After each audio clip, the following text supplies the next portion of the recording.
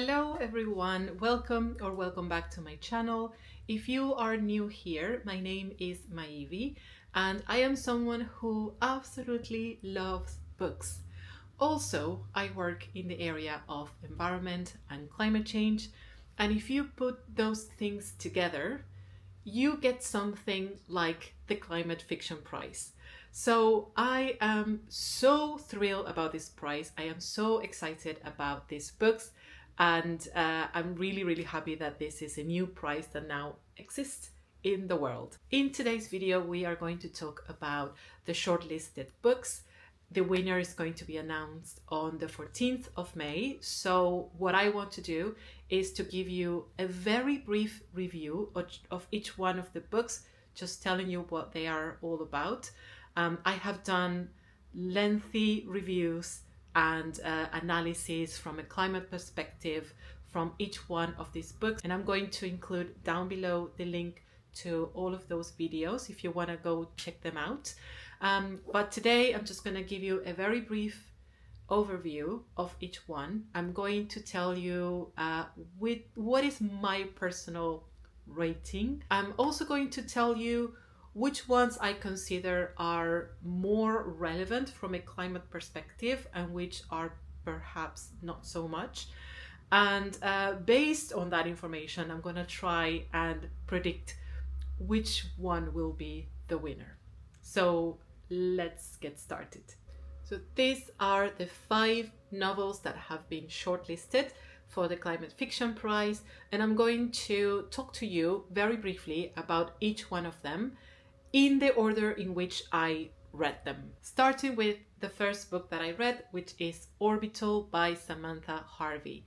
This book obviously was 2024's winner for the Booker Prize, and it's the only short book of this collection. The long list was made up of very lengthy books, I should say, except for this one. But this one is about 6 astronauts that are living in the International Space Station. And we basically have an insight on their lives. We follow them through 24 hours as they go 16 times around the Earth. And we kind of see the way that they live, but also their thoughts, their experiences, their emotions as they look down on Earth and they reflect on Earth and humanity.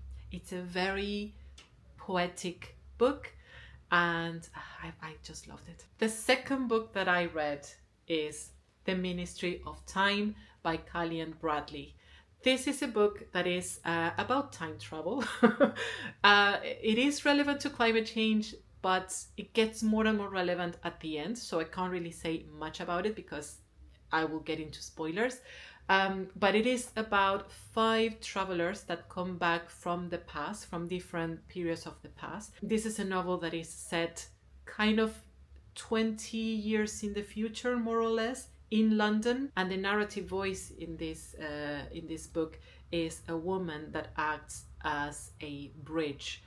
A bridge would be someone who is there to help the time travelers to adapt to present day London. We follow these 2 main characters, which is the woman that is the narrator of the book and this time traveler whose name is Graham Gore. The third book that I read is Briefly Very Beautiful by Ross Deneen. This book is very much a dystopia. We are here in a world that is dominated by wars, and the protagonist of this book is a mom that has 3 children, 3 very young children, and she basically is living in a city, potentially a city in the UK, that is devastated by fires and also by eco-terrorist gangs that are wreaking havoc in the city, and she's in a situation in which she has to flee. So we follow her in this journey as she leaves her home with her children by herself and tries to find refuge. The fourth book that I read is And So I Roar by Abby Daré. What I would say is that I highly recommend to read this book after reading the previous book, which is the girl with the louding voice. Um, Both together they complete the story. This book is about a girl called Aduni. She's a 15-year-old girl in this book, 14 years old in this other book, in the first book. And she's currently in Lagos and she wants to go to school. She's just about to start going to school when something happens that she's kind of pulled back into her village, which is called Ikati. And she has to go back there accompanied by a woman called Tia, who is a woman that is kind of a friend to Aduni and is trying to help her achieve her dreams. So they both go back to Ikati and they find a very critical situation there that is affecting the whole community, but with a very particular and intensified impact on women and girls. So we learn about the situation and we learn not just about Aduni, from which we learned in the previous book, but we also learn about Tia, who actually works in the environment and climate change fields. And we also learn about other girls that live in the village and have similar lives to Aduni. And we follow them as they try to help the community. Last but not least, the last book that I read is The Morningside by Tia Obret. And this book is about an 11-year-old girl called Sylvia who moves in with her mother to a new city called Island City. And this city is half submerged underwater. They both moved to a building called the Morningside, which originally had been a very luxurious high-rise building, but now is half empty. Is scarcely occupied, I would say, and it is in a state of decay. We follow the life of this girl that she is on a waiting list to attend school, and she develops an obsession with a woman that lives in the penthouse of that building. So the first thing I want to do is to share with you what is my personal rating from the book that I liked the least to the book that I liked the most. So the first one would be my personal winner, which doesn't mean that it's necessarily the one that I think will be the winner. The book that I liked the least is The Morningside. I think this book rambles a lot. I don't think that the main character was the right choice for the main character. It was the least interesting of all the characters. I rated this book 2.5 stars, which means that I struggled to read it and I was tempted to DNF it many times. It doesn't have a lot of plot and there's not a lot of interesting things happening in this book. Unfortunately, I didn't like it very much. In position number 4 for me is Briefly Very Beautiful. This book had a very strong start. I was very hooked at the beginning when we learn about the story of this woman, Cass, and her children, and how they're trying to escape the city. I think that was very good. It had a lot of potential to explore the journey of refugees as they are looking for a safe place. Unfortunately, I did not like the last part. I think the last third of the book, I didn't like it at all. And I think it kind of went on a tangent in which it got away from the refugee experience and it became a little bit more melodramatic and very much based about some of her own personal struggles with toxic people. But yeah, this one I rated it 2.75, a little bit higher than the one before because there was a section of this book that I really enjoyed, unlike the previous one, but still for me it missed the mark. Now in the third place we have The Ministry of Time. This book, I enjoyed it a lot. It only becomes relevant to climate change at the end, but I think it was very humorous. I love books with really good humor. I think this was. It made me laugh. And I was very invested and very interested in the story of Graham Gore and the bridge, which is the woman that helps him adapt to the new world. Also, there were other characters, other time travelers that I also loved so much. And yeah, I enjoyed this book a lot. For me, this one was 3.5. And then in the fourth place, we have And So I Roar by Abi Darei. This book was amazing. I think that the voices of the characters were absolutely fantastic. Both Aduni and Tia, the main characters of this book, are both very lovable. Their stories are incredibly important. I think this is this should be mandatory read for everyone. And I really liked that this is a book set on present time.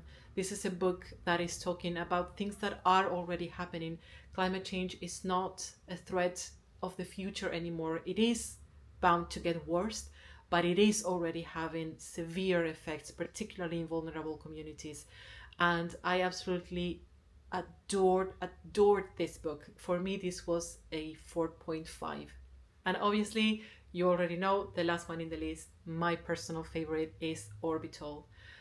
Orbital it has had so many critiques that it's plotless, that nothing happens. For me, it's a book that just stayed with me. Literally, this is a book that I think about every day. There are things that I see that remind me to this book, to the sentences, to the way that it looks at the world, at the planet, at humanity, our conflicts, our role in this planet, in protecting it, the greed and the urge to conquer space, to colonize other planets. There are so many very relevant topics about love, empathy, that are in this book that I honestly think it's a true masterpiece. It's a love letter to the planet. The second rating that I have is which ones I think are more relevant to the topic of climate change. I think from all the books, the least relevant of all is The Ministry of Time, because it talks about climate change as something that is happening in the future, a very critical, catastrophic crisis that is taking place in the future, that is affecting the present date in this book, which is for us our future as well, our near future. But it doesn't. Climate change is just a crisis happening that prompts other things for the book. It could be a nuclear crisis. It could be something else. So it's just something circumstantial. It's not something that is critically addressed within this book. I did enjoy it a lot, but I think from the books that I read, it's the least relevant to the topic of climate change. In the fourth place, I would say And So I Roar, because even though it addresses some issues related to climate change and it paints the picture of what the ways in which climate change is exacerbating social, economic, and cultural struggles for vulnerable communities, I don't think is so much the central topic of the book. I think this book, it's much more strong in its messaging about the rights of women and girls. That again, climate change contributes to worsening, but it's not the main thing. It's one of the things that is discussed within this book. So I would say this is in fourth place in terms of relevance. Now, I think that the third and second place is shared kind of by these two books. Briefly Very Beautiful, The Morningside, both of these books are dystopias. In this one, we see the water flooding as the main feature. that is driving basically the conditions in which people are living. In this case is fires, but both of these books are proper dystopias that paint what a world would look like if dominated by fires or dominated by flooding. And then I personally think that Orbital is, from all of these books, the more relevant to climate change because it actively engages with the topic. It questions the structures of power that are leading us towards that path. It questions things related to migration, unity in the world. It properly addresses the events that are happening. There is a typhoon that is occurring while these astronauts are going around the Earth, and they see this typhoon getting bigger and bigger and stronger and more powerful due to climate change. They also notice the contamination of the planet. They notice the fires in the Amazon, and I think it properly has a conversation about climate change. And it is a love letter to the planet, but it is also a call for action. So now to the prediction of the winner. It is not easy to choose a winner for a prize like this because this is the first time that this prize is going to be given to an author, and we have nothing to compare it to. So we don't know what the judges normally go for, what they normally look for in a prize like this. So again, if we are looking for books that are the most relevant possible to climate change, I think that Orbital would be the winner. I don't know if that would be the case. I think Orbital has had a lot of publicity already due to being the winner of the Booker Prize.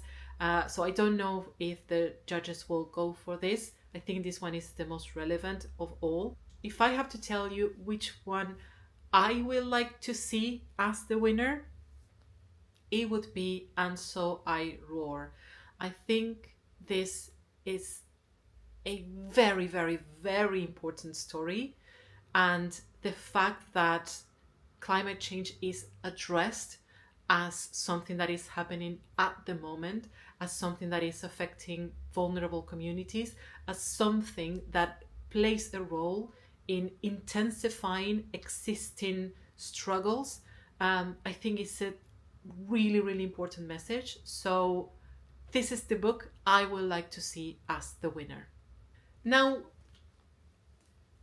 what I think will actually win, if I had to bet on it, potentially one of these two books. I did not like them very much. And I was surprised to see them in the shortlist. But I think this is talking about something that the judges want to want to gravitate to, that message that a dystopia is able to give, to paint the way that the future could look like if we continue in the way that we are going at the moment. If I had to choose between these two, I think this one is more likely to win, because it's a little bit more impactful than the Morningside. So my prediction for the winner, what I think the judges will go for, is Briefly Very Beautiful by Ross Deneen. It's not my favorite one. Not that I agree with the decision, but I think this could be the one that they go for. So regardless of predictions, regardless of my own opinions, I think it is absolutely fantastic that a prize like this exists, that we can read books with our climate goggles on and analyze them from a climate perspective. I thoroughly enjoyed doing that. I am really happy about this prize. I can't wait to see what the long list would be for next year. And I can't wait to see which of these books will be the winner. The winner is going to be announced on the 14th of May. And if you are lucky enough to go to Hay Festival, unfortunately I cannot go this year because I have other commitments, but if you're lucky enough to go, there's going to be an interview with the winner of the Climate Fiction Prize. So if you're there, please go on my behalf and watch them in that live interview. Please let me know in the comments below if you have read any of these books, which one of these is your favorite, which one of these you think might be the winner. And thank you very much for spending a little bit of time with me. I look forward to seeing you next time. Bye bye.